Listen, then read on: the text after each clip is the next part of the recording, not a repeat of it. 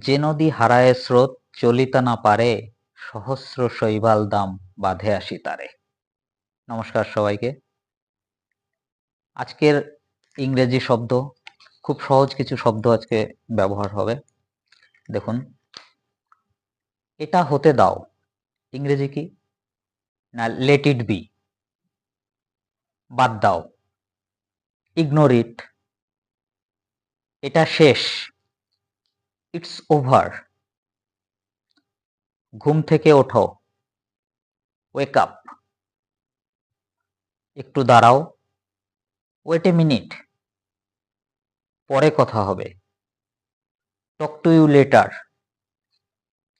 বন্ধ করো, turn off. চালু করো, টার্ন অন। মারাত্মক কিছু না, নাথিং সিরিয়াস।